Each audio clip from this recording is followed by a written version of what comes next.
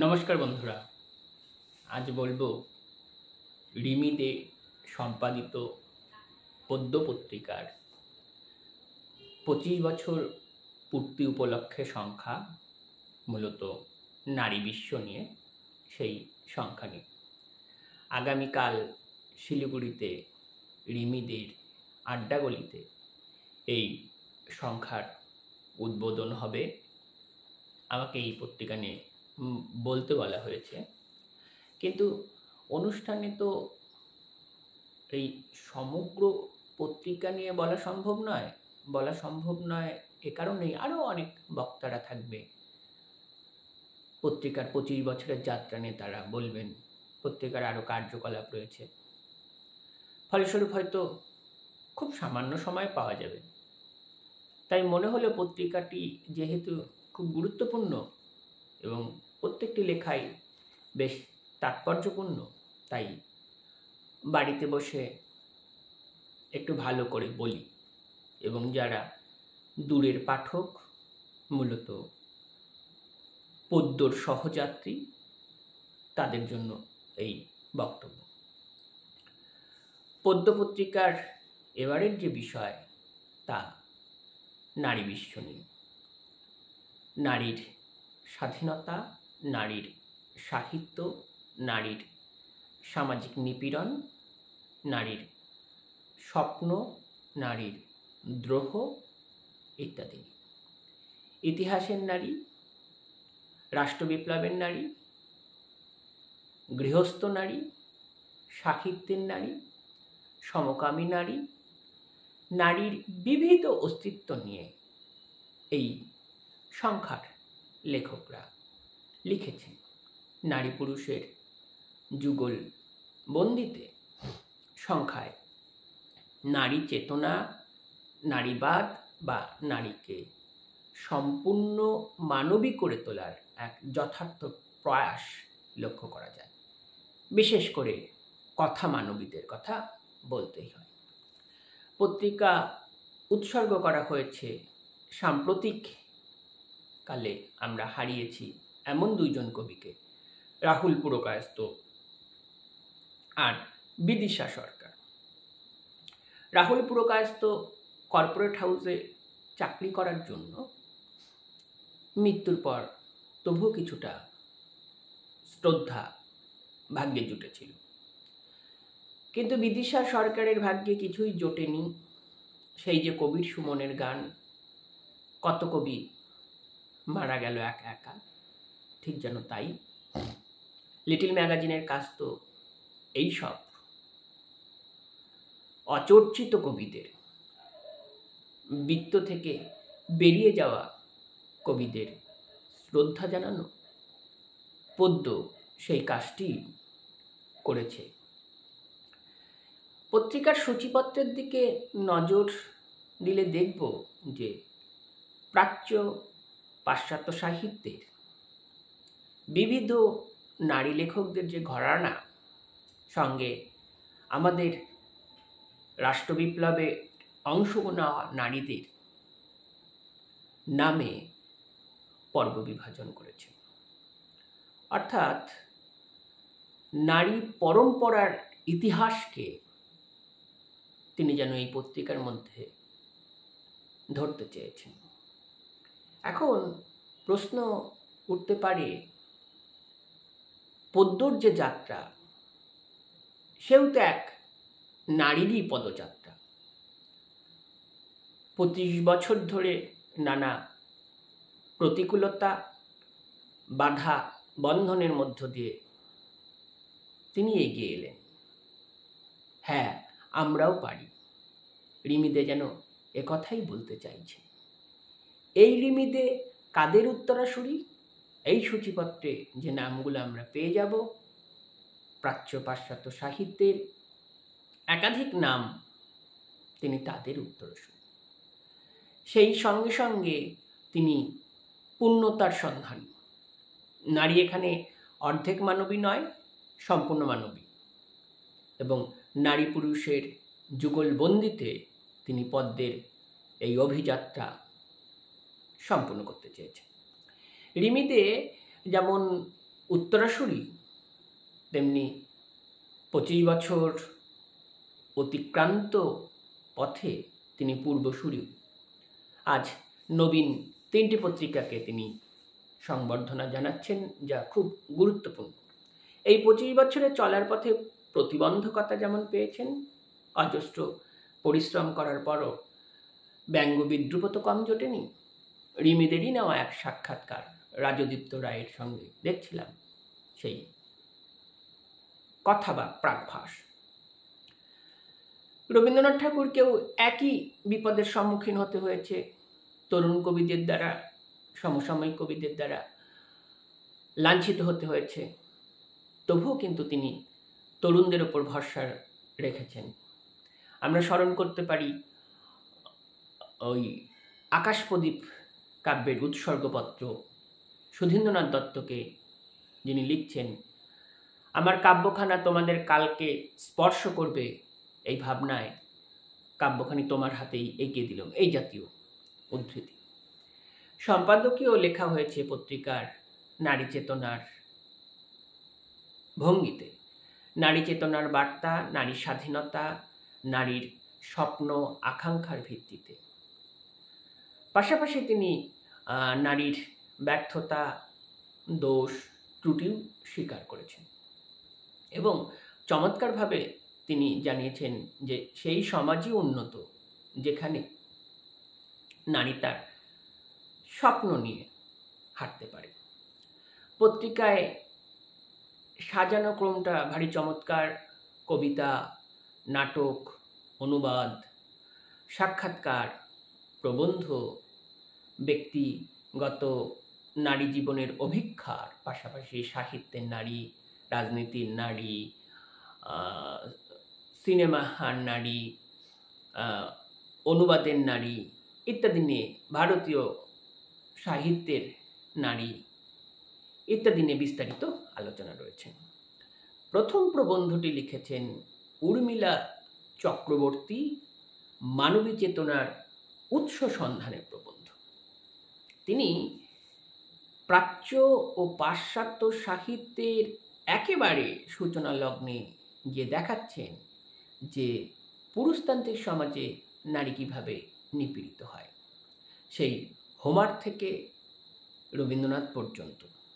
এবং তিনি নারী চেতনার উৎস সন্ধানে গিয়ে দেখান যে পৃথিবীর প্রথম মহিলা কবি এড হেডুয়ানা, যিনি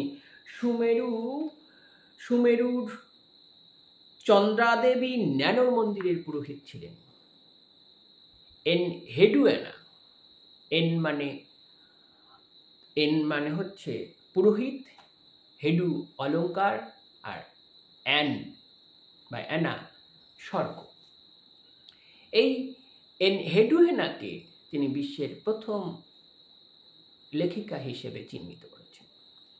পাশাপাশি আছে সমকামী নারী সাফোর কথা, সাফোর কবিতা বিশ্বের কথা, সেই সঙ্গে সঙ্গে পাশ্চাত্য সাহিত্যের মধ্যযুগের যে নারীর অভিযাত্রা, নারী রচিত সাহিত্য, বাক বৈধব্য, স্বতন্ত্রতা আলোচনা করেছেন। পাশাপাশি ঋগ্বেদের নারীদের কথা নিয়ে বিস্তারিত আলোচনা করেছেন, উল্লেখ করেছেন আক্কা মহাদেবীর কথা, যার জন্ম হয়েছিল 1130 খ্রিস্টাব্দ নাগাদ। এর পাশাপাশি তিনি ভারতীয় নারীদের কথা নিয়ে বিস্তারিত আলোচনা করেছেন। মানবী চেতনার উৎস সন্ধানে গিয়ে তিনি নারীর স্বতন্ত্রতা এবং জীবনের আদি লগ্ন থেকে নারীর যে বহমান ইতিহাস তা চমৎকারভাবে তুলে ধরেছেন। পুরুষতন্ত্রকে আক্রমণ করেছেন, পুরুষতন্ত্রের ঘেরাটপে নারীর জীবনযাপন কিভাবে ব্যাহত হয়েছে তার কথা উল্লেখ করেছেন। কিন্তু শেষ পর্যন্ত একটা দ্বন্দ্ব দেখি, বা এই সমস্ত লেখায় একটা হীনমন্যতা কাজ করে। এক জায়গায় শেষ দিকে তিনি লিখছেন, কবে নারী অবশেষে পুরুষের কাছে তার সৃষ্টিশীলতা ও বোধের উপযুক্ত মূল্য পাবে তা আজও জানি না। এখন এত কথা বলার পরও পুরুষতান্ত্রিক সমাজের কাছে মান্যতা পেতে চাইছেন। পুরুষতান্ত্রিক সমাজকে তার মূল্যের ওপর নির্ধারিত করে কেনই বা নারীরা বাঁচবে, এবং সে মূল্য দিল বা না দিল তার উপর নির্ভর করে নারীর অধিকার, নারীর স্বতন্ত্রতা, নারীর মূল্য কেন নির্ধারিত হবে।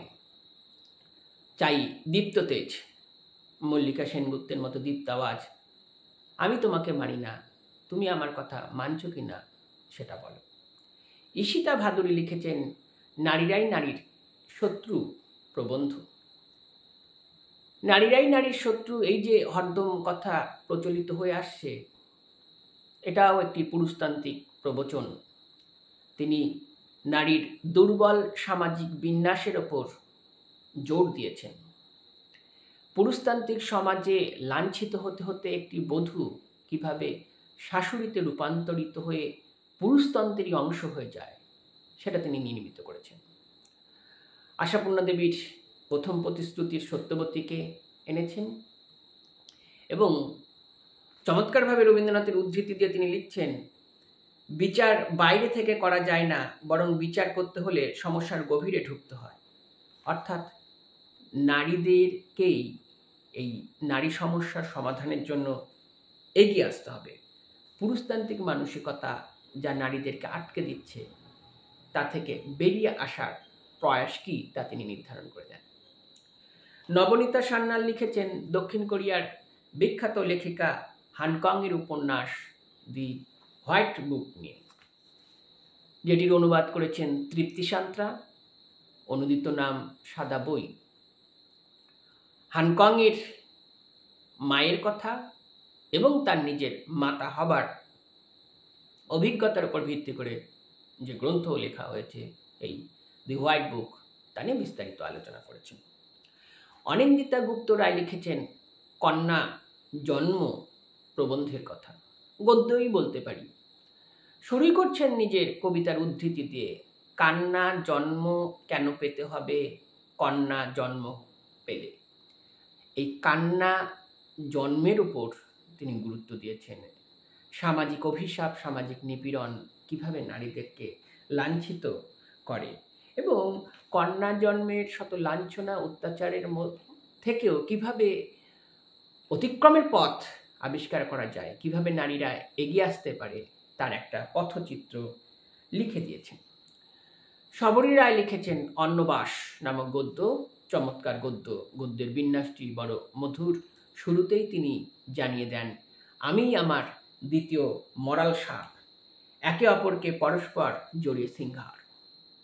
এবং তিনি নারীর ভাষার উপর জোর দিয়েছেন, লিখছেন ভাষাকে বদলাতে হয় কেবল দাঁড়িয়ে থাকার জন্য। এই নারীর ভাষা বিশেষ করে ব্যক্তি আমিত্বের উপর জোর দিয়েছেন। তার যাপনের ভাষা, তার সাহিত্য সৃষ্টির পশ্চাতে যে অবচেতনের ভাষা কাজ করে সেইটিকে তিনি বড় চমৎকারভাবে নির্মাণ করেছেন। সুজাতা মিশ্র লিখেছেন যেন সে সর্বংসহা গদ্য।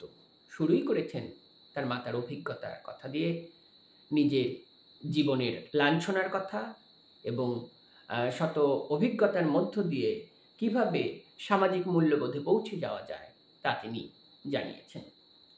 শাওলি দে লিখেছেন মেয়ে জন্ম একটি আত্ম উপলব্ধি গদ্যের কথা, নিজস্ব অভিজ্ঞতার কথা, বিশেষ করে প্রান্তিক সমাজে থাকার ফলে মেয়েদের কিভাবে সামাজিক ঘেরাটোপে লাঞ্ছিত হতে হয়।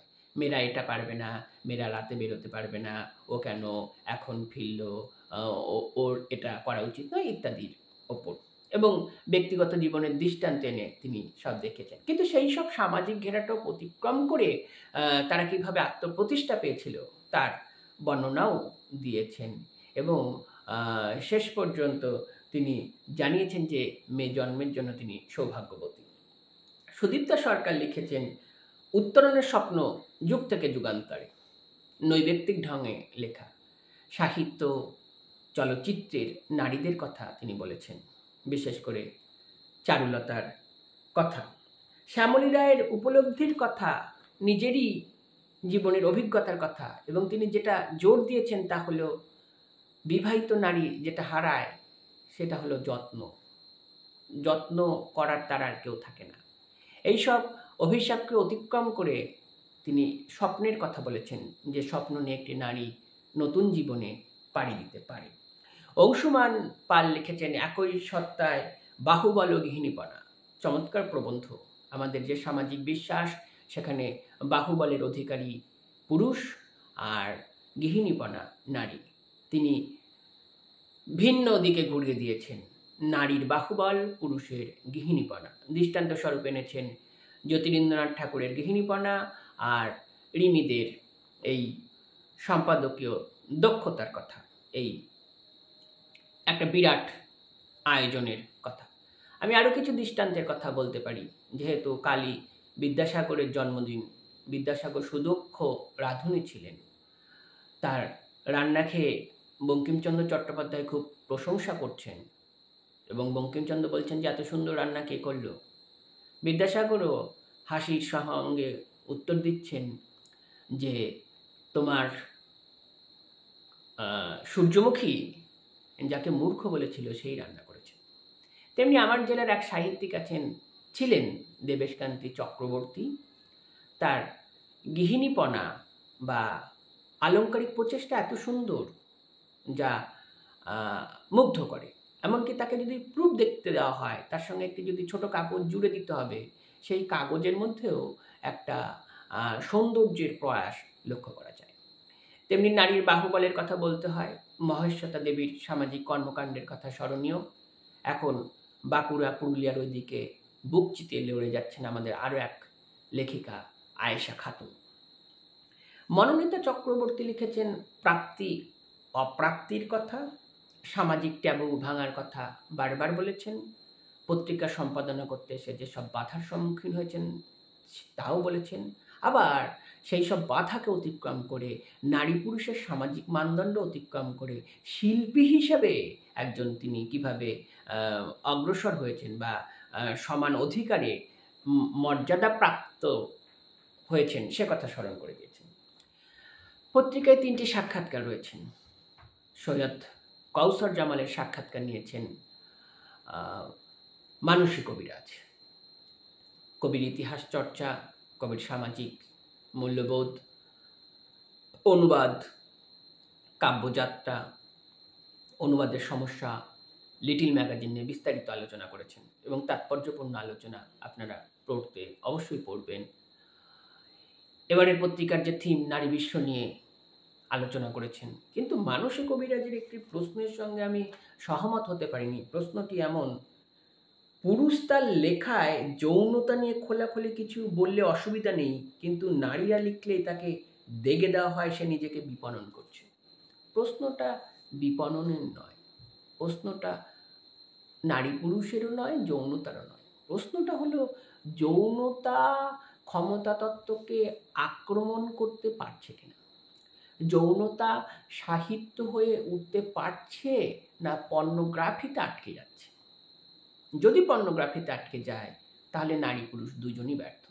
আমরা বলতে পারি মলয় রায়চৌধুরীর লাবিয়ার মাকড়ি উপন্যাসের কথা,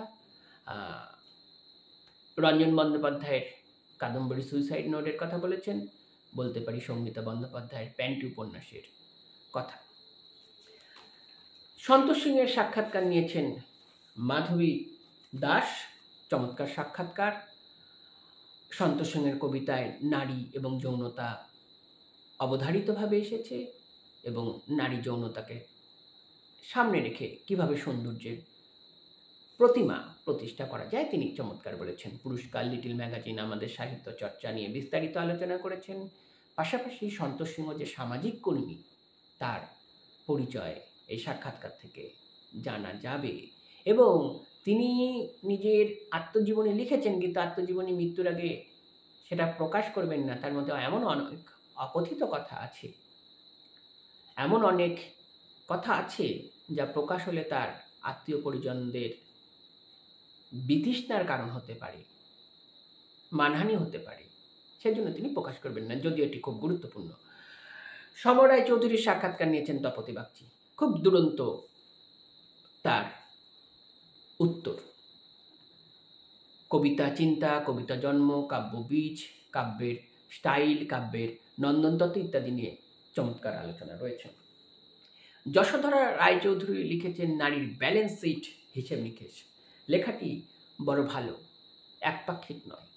পুরুষতন্ত্রকে শুধু আক্রমণ নয়, বাস্তবিক সময় থেকে, বাস্তবের মধ্য থেকে সমস্যার সমাধান কিভাবে করা যায়, নারী কেন্দ্রিক বিজ্ঞাপনকে কিভাবে আরও সুচারু করা যায় সেদিকে তিনি নজর দিয়েছেন। এমনকি এই সরকারি প্রকল্পগুলি কিভাবে নারীদের অন্ধকারে পিছিয়ে দিচ্ছে তা চমৎকারভাবে বিশ্লেষণ করেছেন, অবশ্যই দৃষ্টান্ত সহকারে এনজিওর।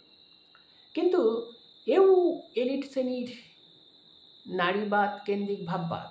আমি যেহেতু একেবারে প্রান্তিক সমাজের ভেতরে থাকি, ফলস্বরূপ আমি দেখেছি যে এই প্রকল্পের জন্য যে সামান্য টাকা দেওয়া হয় তা কিন্তু ভীষণ উপকারে লাগে। এটা অস্বীকারের কোনো জায়গা নেই। সেই সব নিয়ে কেউ পিছিয়ে যাচ্ছে তা আমি মনে করি না, বরং এটাকে আমি আবার আরও সাধুবাদ জানাই, কারণ এর আগে প্রান্তিক সমাজ, প্রান্তিক মানুষ কিচ্ছু পায়নি, নাথিং, বরং এটা সমর্থন করি। যদিও এনজিও তার দৃষ্টান্ত দিয়ে দেখিয়েছে, তর্ক বিতর্ক আছে, তবে প্রবন্ধটিতে চিন্তার অনেক স্তর আছে। লিঙ্গ রাজনীতি, সামাজিকীকরণ, নানা দৃষ্টান্ত অভিজ্ঞতার সঙ্গে আলোচনা করেছে। সমরজিৎ সিংহ লিখেছেন নারী ভগবান, চমৎকার প্রবন্ধ। তিনি পুরুষ নয়, নারীকেই ভগবান বলেন। ভগবান, ভগবন্ত, ভগ আছে যার, অর্থাৎ সৃষ্টি ক্ষমতা, ধারণ ক্ষমতা আছে যার, তা পুরুষ নয়, নারীরই। তার নিজের জীবনে তার মাতার কথা, অন্যান্য নারীদের কথা স্মরণ করে তিনি নারীর অবদান আমাদের সামাজিক জীবনে স্মরণ করে দিয়েছেন। মানসী কবিরাজ লিখেছেন ক্যান এ ওম্যান রাইট, নারীর ভাষার উপর জোর দিয়েছেন। কবিতা সিংহের কথা বলেছেন, রাজসুন্দরী দেবীর কথা বলেছেন, আশাপূর্ণা দেবীর কথা, প্রথম প্রতিশ্রুতি নিয়ে দীর্ঘ আলোচনা করেছেন। কিন্তু এক জায়গায় তিনি লিখছেন যে পুরুষতন্ত্রকে ক্রমাগত আক্রমণ করায় কবিতা সিংহ কোথায় যেন বার্ত থেকে যান। একথাও সমর্থনযোগ্য নয়। কবিতা সিংহ বাংলা সাহিত্যের রীতিমতো চর্চিত নাম, তাকে নিয়ে অনেক গবেষণা পেপার হয়েছে, আমার চোখে তো পড়ে। এবং তার আরও একটি বক্তব্য যে কবিতা সিংহ, পুরুষতান্ত্রিক সমাজ কবিতা সিংহকে নারীবাদী লেখিকা, রাজসুন্দরী দেবীকে শখের লেখিকা, আশাপূর্ণা দেবীকে হেসেলের লেখিকা বলে দাগিয়ে দেন। এগুলো সব সেই তর্ক বিতর্কের খাতির, বা হাটের সাহিত্য যখন হাটের কোন্দলে পরিণত হয় সেই সব নিয়ে। এবং যারা এগুলো করেন তাদেরকে গণ্ডমূর্খ ছাড়া আর কিছু আমি বলতে চাই না। কারণ একটাই কারণ, যারা এসব করেন তিনি পাঠকও নন, সমালোচকও নন।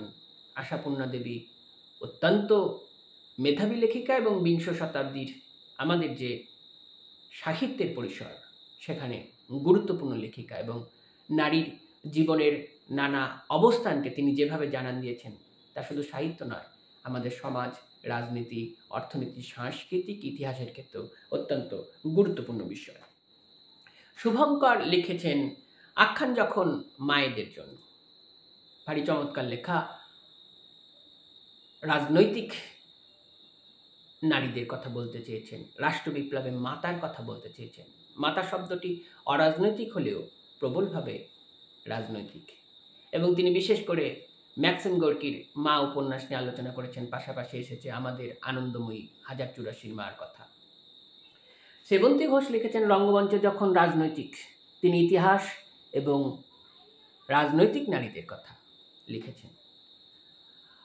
আমাদের স্বাধীনতার যুদ্ধের যে ইতিহাস, সেখান থেকে শুরু করে আমাদের রাষ্ট্র বিপ্লবের ইতিহাস, রাজনৈতিক মেয়েদের কথা, বিশেষ করে অহল্যাবাই, লক্ষ্মী সাইগল, সরোজিনী নাইডুর কথা, পাশাপাশি আমাদের মুখ্যমন্ত্রী আছেন শেখ হাসিনার কথা, সোনিয়া গান্ধীর কথা ইত্যাদি তিনি বিস্তারিতভাবে আলোচনা করেছেন। শ্যামলী সেনগুপ্ত প্রবন্ধ লিখেছেন যে নারী আজও অধরা, সাহিত্যের নারীর কথা বলতে চেয়েছেন, বিশেষ করে রক্তকরবী নন্দিনী এবং জীবনানন্দ দাশের বনলতা সেন। এই লেখাটি ভারী চমৎকার। বনলতা সেন দ্বারা ওড়িয়া সাহিত্যিকরা কিভাবে প্রভাবিত হয়েছিলেন তার একটা গুরুত্বপূর্ণ বিশ্লেষণ এবং পরম্পরা তিনি নির্মাণ করেছেন। সচ্চিদানন্দ রাউতারায় অলকা সান্যাল কিভাবে লিখেছিলেন বনলতা সেন দ্বারা প্রভাবিত হয়ে। শুধু তাই নয়, এই অলকা সান্যালের আবার পরবর্তীকালে কিভাবে বিনির্মাণ হয়েছে গুরুপ্রসাদ মহন্তী, ফণী মহন্তীর কাছে তার যে বিবরণ এবং বিশ্লেষণ তিনি গড়ে তোলেন তা ভারী চমৎকার এবং গুরুত্বপূর্ণ। একগুচ্ছ কবিতা আছে। কবিতা নিয়ে তো সেইভাবে বলা সম্ভব নয়। অনেক কবি, অনিতা অগ্নিহোত্রীর কবিতায় একটা চাপা আর্তনাদ দেখি। মণিমা মজুমদারের কবিতায় শূন্যতা পূর্ণতার একটা মেলবন্ধন দেখি। জয়শীলা গুহবাগচির কবিতায় রহস্য, কাতরতা, সন্ধান এইসব নিয়ে একটা যুগপৎ মেলবন্ধন দেখি।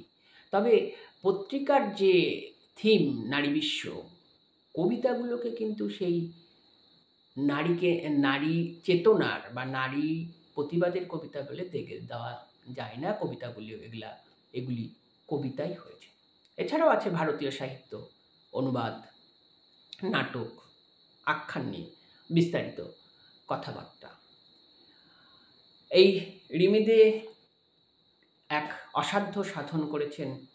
রিমিদের কথা বলতে গেলে অবশ্যই বলতে হয় সেই প্রতীক্ষায়নের মহামানবী স্বপ্নাদেবের কথা।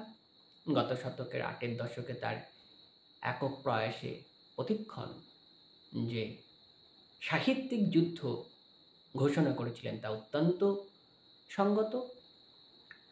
এবং এখানে সূচিপত্রের যে নারীরা অনেকের কথা স্মরণ করেছেন, রাসসুন্দরী দেবী থেকে রাধারানী দেবী, মল্লিকা সেনগুপ্ত, কবিতা সিংহ, নবনীতা দেবসেন, মাতঙ্গিনী হাজরা ইত্যাদি। আমি আর 2-1 জনের কথা স্মরণ করিয়ে দিই যে সূচিপত্রে বোধহয় বেগম রোকেয়ার নামটা থাকা উচিত ছিল। আমার ব্যক্তিগত অভিমত, থাকলে হয়তো ভালো হতো, নাও থাকা যেতে পারে। প্রবন্ধের ক্ষেত্রে বলতে পারি রুশতী সেনের কথা, যদিও তিনি এখনো জীবিত এবং কিছুদিন আগে আমরা হারিয়েছি সুতপা ভট্টাচার্যকে, তার কথা বলতে হয়। এবং কথা সাহিত্যের ক্ষেত্রে আলপনা ঘোষের কথা খুবই জরুরি। সামগ্রিক পত্রিকা থেকে নারী চেতনার একটা স্বর, নারীর স্পর্ধা, নারীর স্বপ্ন আকাঙ্ক্ষা জরুরি হয়ে উঠেছে। এবং সবচেয়ে যেটা ভালো লেগেছে, নারীর পৃথক ভাষা এবং পৃথক ভাষা বয়ন ক্ষমতা, এইটা খুব জরুরি হয়ে উঠেছে। হয়তো একদিন এসব নিয়ে গবেষণা হবে, গবেষণা হচ্ছে ইতিমধ্যেই। সেসব গবেষণায় হয়তো পদ্মরী 25 বছরের জার্নি লিটিল ম্যাগাজিন চিন্তা তা যেমন আসবে, তেমনি এখানে যেসব নারীর ভাবনা উপস্থাপন করেছেন তাদের জীবন চিন্তা, জীবন পরিসর এবং দেখার দৃষ্টিভঙ্গি, সেসব নিয়ে হয়তো আরও বিস্তারিত আলোচনার অবকাশ থাকবে। আমি এইটুকু বলে শেষ করছি।